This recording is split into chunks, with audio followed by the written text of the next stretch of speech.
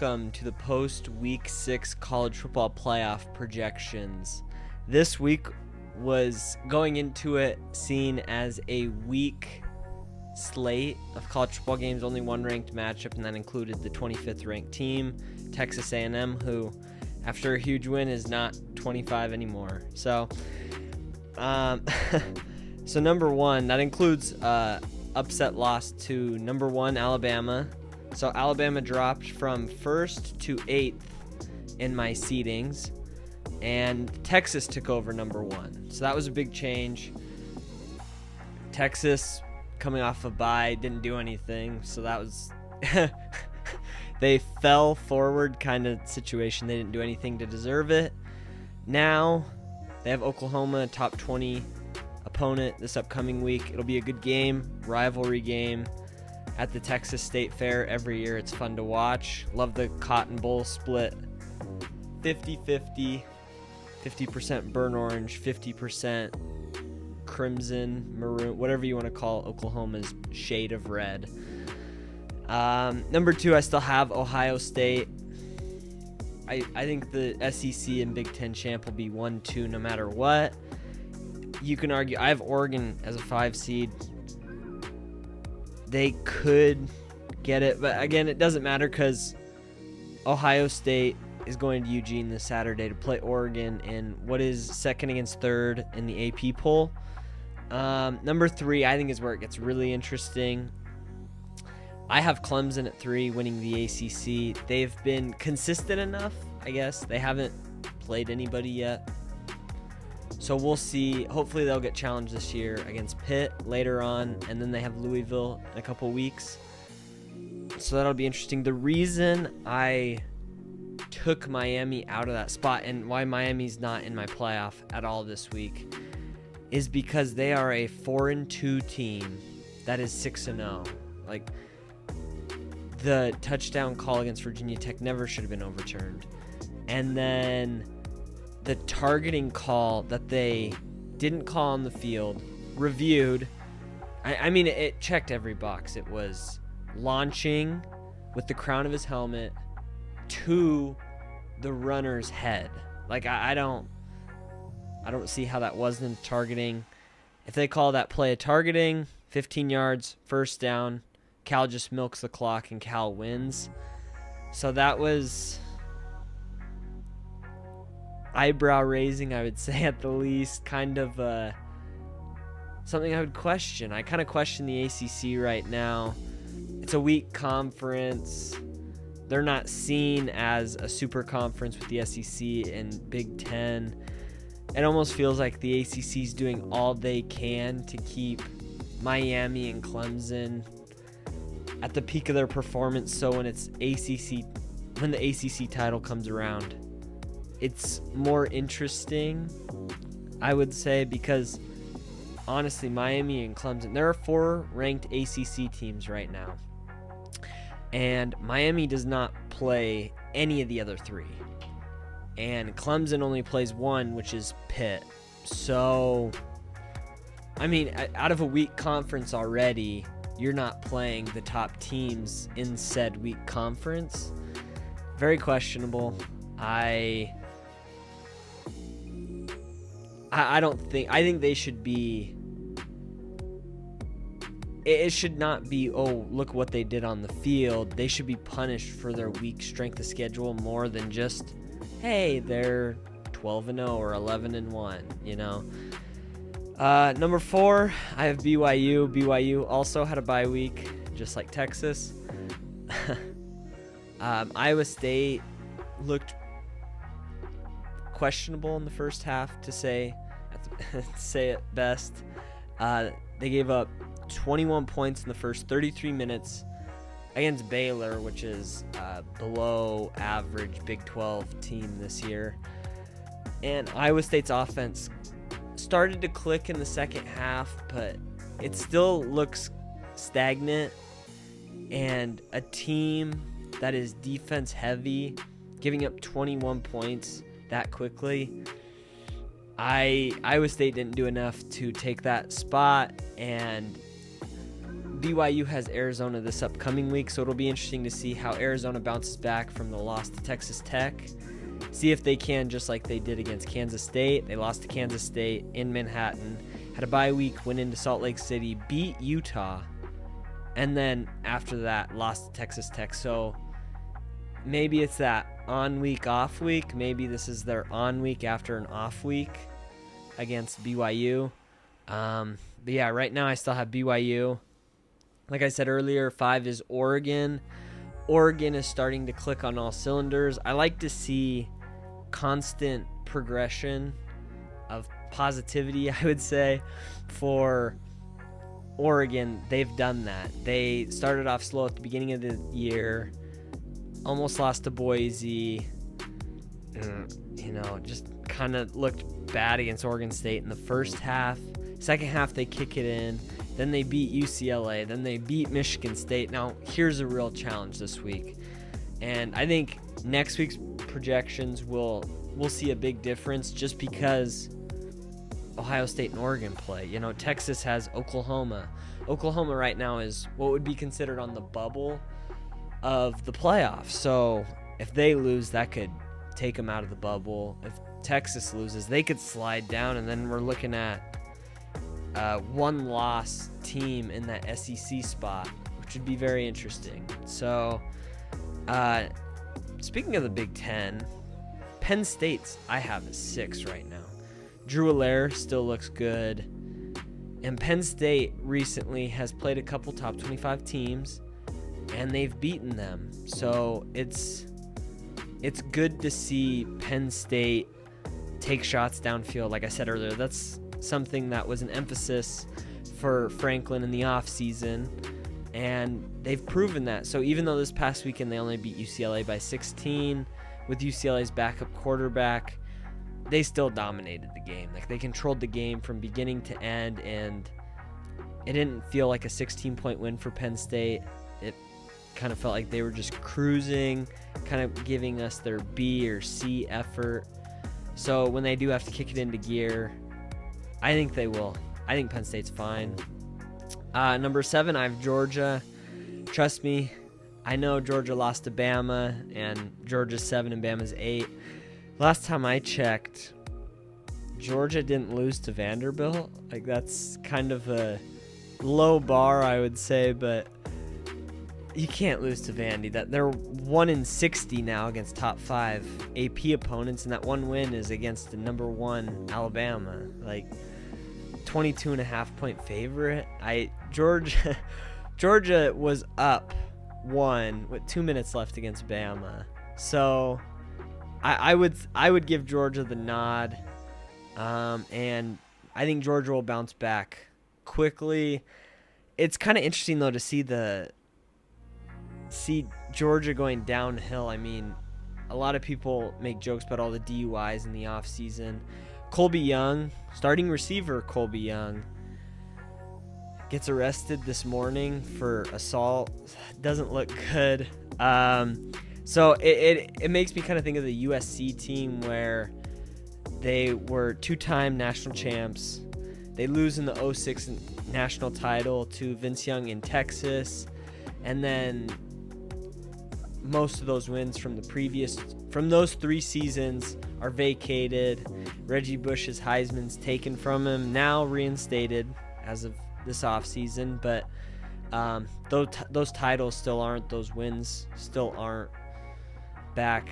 So I don't know, Georgia, I don't know if it's Kirby Smart losing his team. He needs to gather his team again, maybe start over, refresh, build a new culture, because right now the culture, even though it is winning, it's feeling like the Florida and the USC teams of the past, where we look back and those wins are vacated and it's just a negative connotation on the whole program.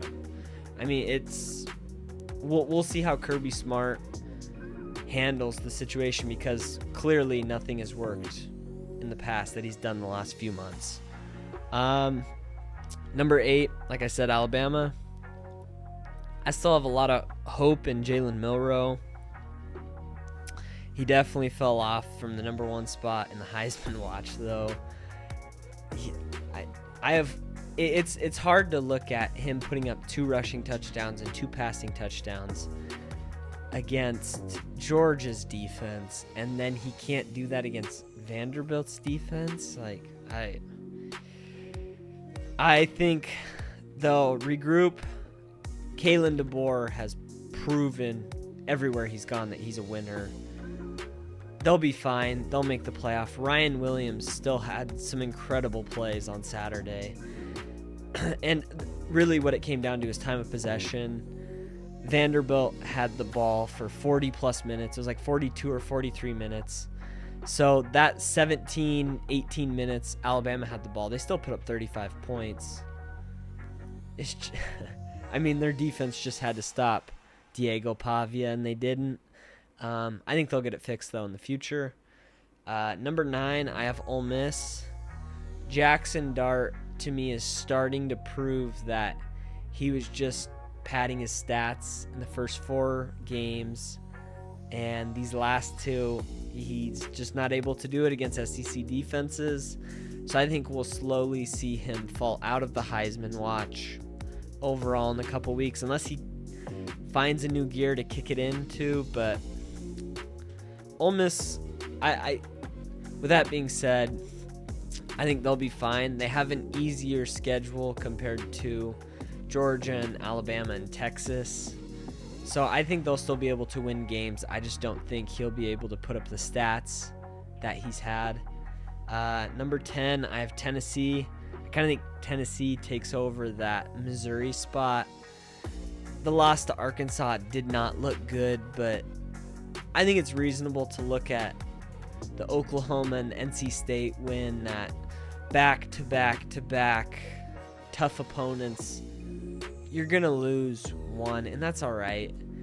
They have Alabama coming up in a couple weeks, so they still have the schedule to go 9-3 or 10-2, which to me isn't a playoff team. Coming out of the SEC, Nico Iamaleava still looks like one of the best quarterbacks. Still had some impressive throws this past weekend. Just needed to make.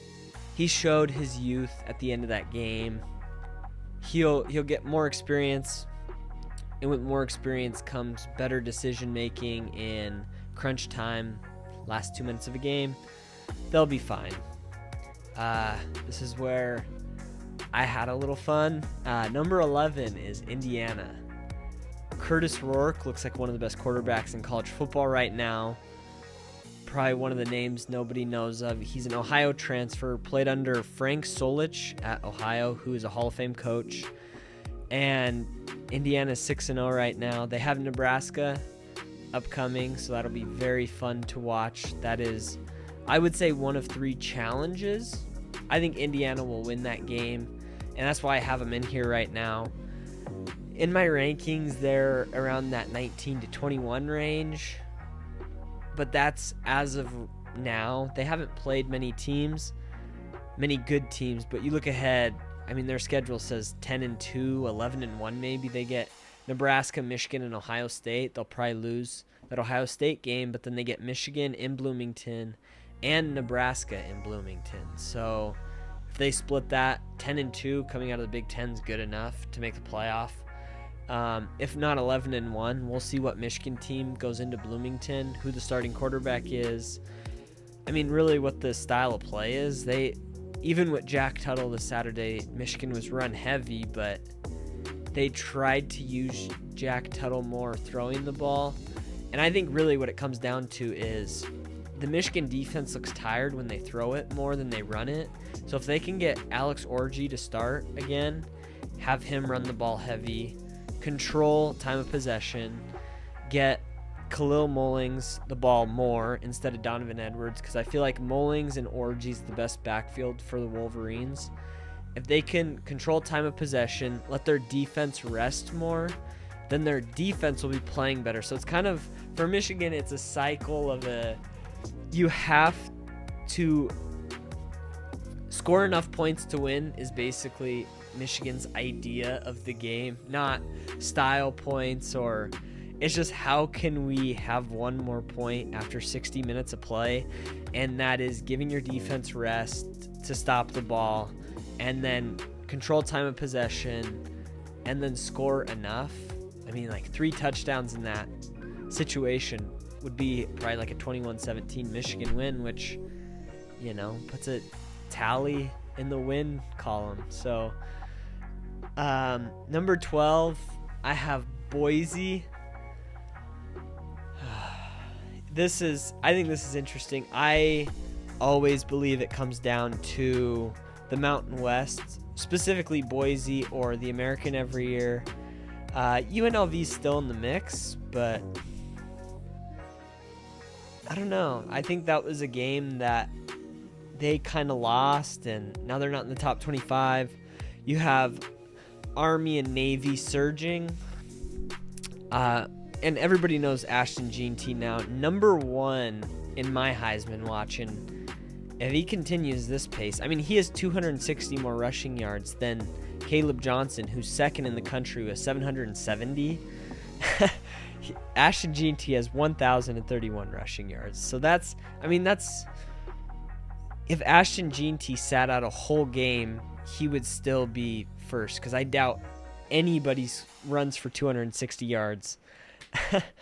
My big question, though, for Boise is, I had a little pun in my Daily Evergreen column this week where I said, if Navy, just as the idea of the military, if Navy's by sea and Army's by land, I know Air Force is by air, but Boise needs to prove to me that they can do it by air.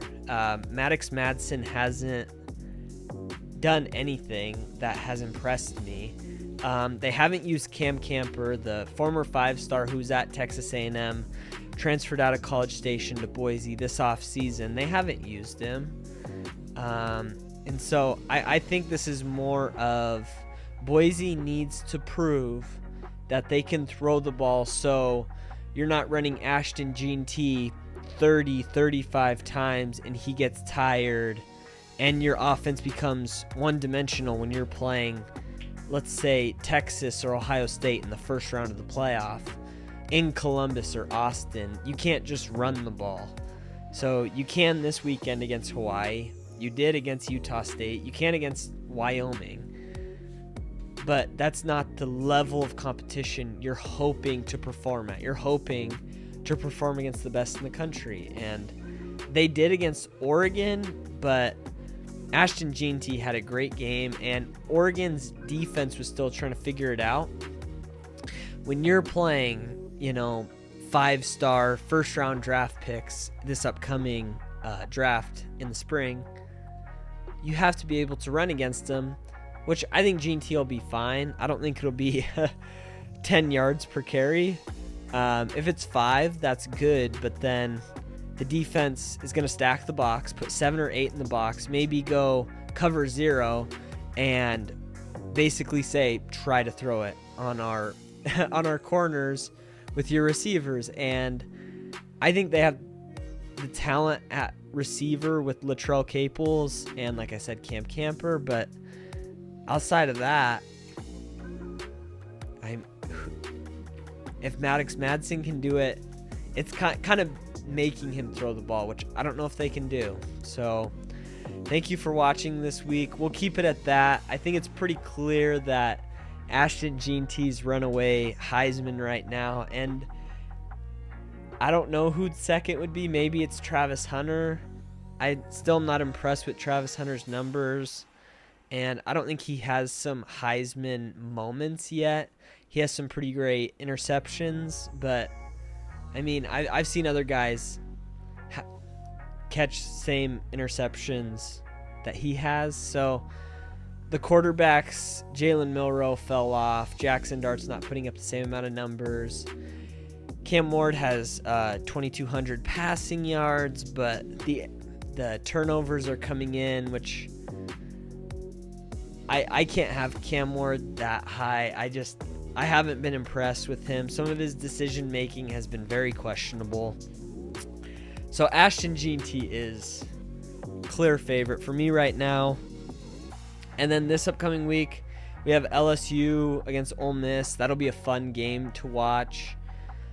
LSU's defense is starting to pick it up, though, so that won't be like the 55-49 game that we experienced last year. I think Texas will handle Oklahoma. Oklahoma is plagued with injuries right now. They basically have their whole all their backups at receiver in. They have their second string quarterback in, and then you have Quinn Ewers coming fresh off of a bye week, and then sitting 2 weeks because of an injury. I think we've seen him last year with Malik Murphy start a couple games, and then Quinn Ewers came back and looked like the same Quinn Ewers. And they're healthy and, like I said, fresh off of bye week. I think Texas will win that game easily. Oregon, Ohio State will be interesting, especially with Will Howard getting banged up last week. To me, it's basically if Devin Brown goes, I think Oregon wins. If Will Howard goes, I think Ohio State wins. And in the overall picture of the playoff, no matter what, I think both teams get in, and it'll be the Big Ten champ will be 2. The loser of that game will be anywhere between 5 and 7, but they'll still be in the playoffs, so that doesn't have big implications. Going back to LSU, Ole Miss, I think that game will have big playoff implications. I think they're both on the bubble right now, but like I said, I don't think that'll be as the fireworks like it was last year. So just kind of a quick review of what's upcoming. It'll be a fun Saturday, as it always is, but just a couple games to watch, to think about this week. So, yeah, thank you for watching.